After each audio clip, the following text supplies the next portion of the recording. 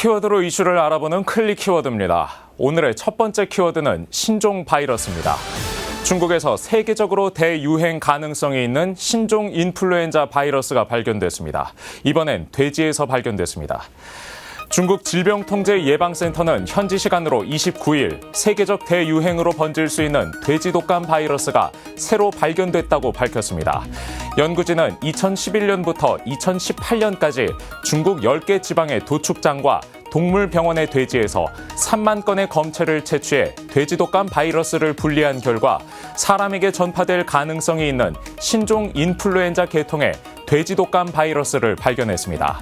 실험 과정에선 이 바이러스가 전염력은 물론 인간 세포에서 자가 복제를 이뤄내는 특성을 가진 것으로 나타났습니다.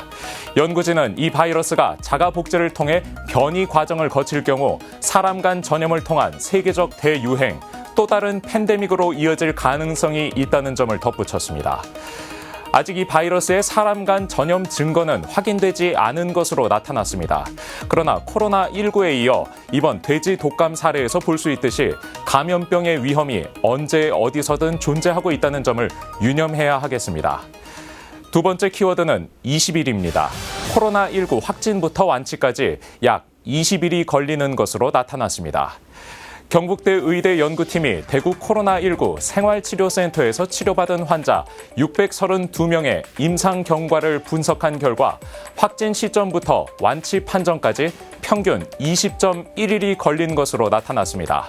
특히 50대 이상이면서 1개 이상의 기저질환을 보유한 환자일수록 위험에 처할 가능성이 더 높은 것으로 분석됐습니다.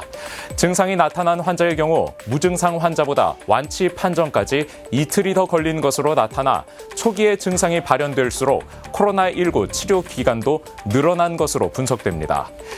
연구팀은 코로나19 환자들 대부분이 무증상이거나 경증이라며 해당 자료가 방역 관리와 자가격리 지침을 만드는 데 도움이 될 것이라 밝혔습니다. 세 번째 키워드는 파라솔 거리두기입니다. 코로나19 여파로 인해 여름 휴가철 풍경도 사뭇 달라질 전망입니다. 인천시는 다가올 휴가 기간 동안 코로나19 확산을 막기 위해 관내 해수욕장에 차양시설 현장 배정제를 운영한다고 밝혔습니다. 이 제도는 파라솔과 그늘막, 텐트 등의 차양시설을 정해진 개수만 설치하도록 유도하는 것을 골자로 합니다. 여기에 해수욕장 이용객 간의 밀접 접촉을 막기 위해 2m가량 거리를 두고 차양시설을 설치하도록 권고하고 있어 해수욕장에서도 생활 속 거리두기 지침이 이어질 전망입니다. 인천시에 이어 부산 해운대 해수욕장과 송정 해수욕장에서도 설치할 수 있는 파라솔의 개수를 지난해에 절반 이하 수준까지 줄일 계획인 것으로 알려져 파라솔 거리두기 지침이 전국의 해수욕장으로 확대될 것이란 관측도 제기됩니다. 코로나19의 장기화로 올 여름 휴가철엔 새로운 풍경이 연출될 것으로 보입니다.